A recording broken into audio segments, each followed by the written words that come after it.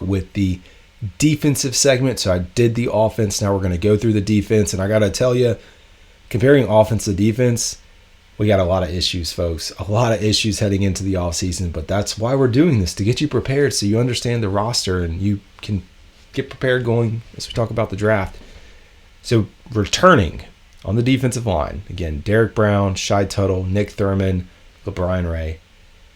I look for Derek Brown, who we know we picked up his fifth-year option. Ideally, what we would like to do is get a long-term extension and contract in place because we know he's going to need to be paid. We've got to talk about Brian Burns being paid and Frankie Louvu, but they're free agents, so we'll get into that. Reserve and futures, and again, if you missed the first episode, we give you three segments. Those who are here under contract, the reserve and futures are typically your practice squad guys, and then your free agents. So we got those three segments. So Raekwon Williams, free agents, you have Henry Anderson, who we didn't really see, Deshaun Williams, he was injured, speaking of Anderson, and then Chris Wormley. Your edge or outside linebacker position, it's not looking good right now without a Brian Burns. That's the thing. We got people saying, let's get rid of Burns. I'm like, okay, this is what you're going to trot out there. Who are you replacing him with? It's not a knock on these guys. It's just not Brian Burns. You have Amari Barno, DJ Johnson, drafted last year, Iku Leota, who was a rookie as well, and then Luigi Villan. Hate to say that I don't think that is going to help any defense right now. We need a Brian Burns, and we need someone opposite side of him that can be a playmaker and get after the ball. I just think about the Pittsburgh Steelers model and what they've done there, and just hope one day that we are able to, get the Highsmith-Watt duo, because that's what really becomes powerful when you have someone who's really good on one side and really good on the other, and the tandem of working together and what that can do. Your free agents, Brian Burns, Marquise Haynes, Yetur Gross-Matos. I do think you bring back Burns. It's expensive. When we talk about his money, if he is franchise tag, we got $28 million in cap. It would be around $21 million. That's just right out of it, folks. Just taken right out. Marquise Haynes, possibly. But Yetur Gross-Matos, in my book, he did enough this past year. I know fans didn't have hated on him the past few years, but I bump him up and I do bring him back. Bring him back and let's go. Inside linebackers, you talk about being depleted or short there.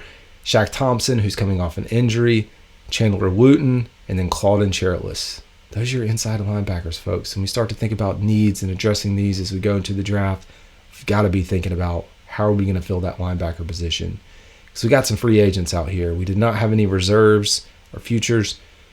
We got Frankie Louvu, Grugier Hill, Deion Jones, and Tay Davis.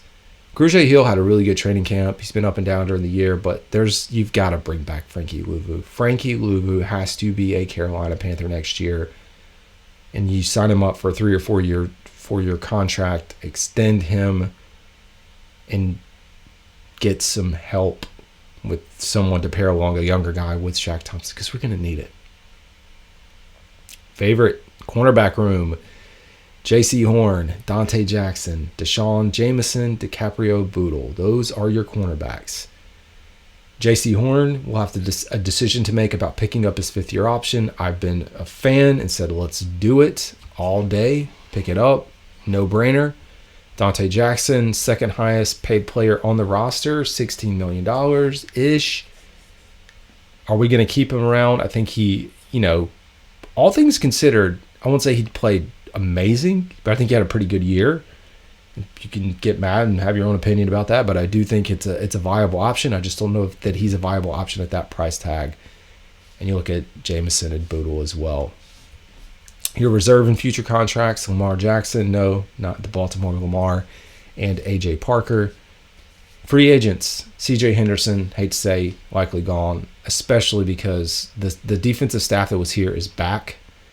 So I don't think they're going to keep CJ, because we saw him kind of getting bumped out a few times. Troy Hill, bring him back. I know he's a little bit older. If you can get him on like a veteran 1-year contract, $1 million, $2 million, whatever the range is, yes, you got to do it. And Shaquille Griffin was a late addition.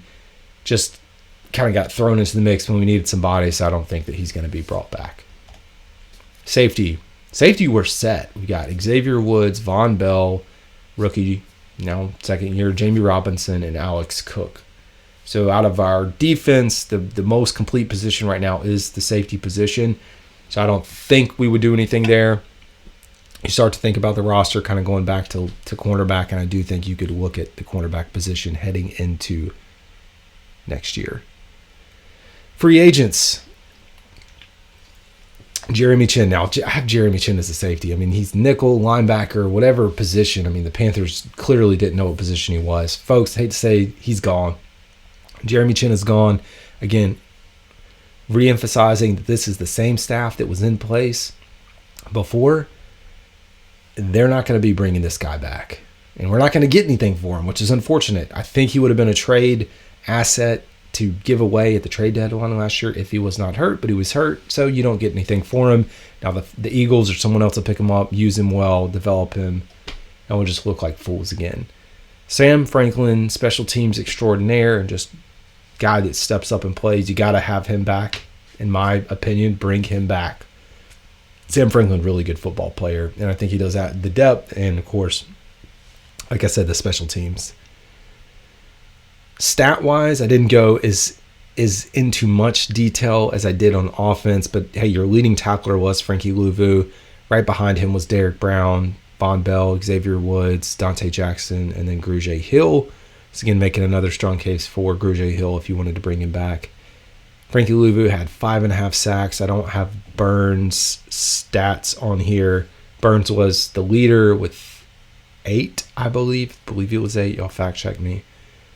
We didn't force a lot of turnovers this year, but looking at interceptions, Xavier Woods had 2 interceptions. Sam Franklin, had the one. It was the 99-yard touchdown, talking about playmakers. Troy Hill had one that he returned as well. And then Grugier Hill, Von Bell, and then Derek Brown's, man. Derek Brown, freaking monster there in the trenches.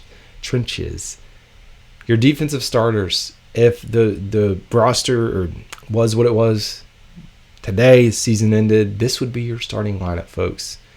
O'Brien Ray, Shai Tuttle, Derek Brown, Amari Barno, TJ Johnson, Chandler Wooten, Shaq Thompson, Xavier Woods, Von Bell, JC Horn, Dante Jackson. All the red are guys that were not starters this previous year. But that's it, man. That would be your starters heading into next year, folks. Oh my gosh.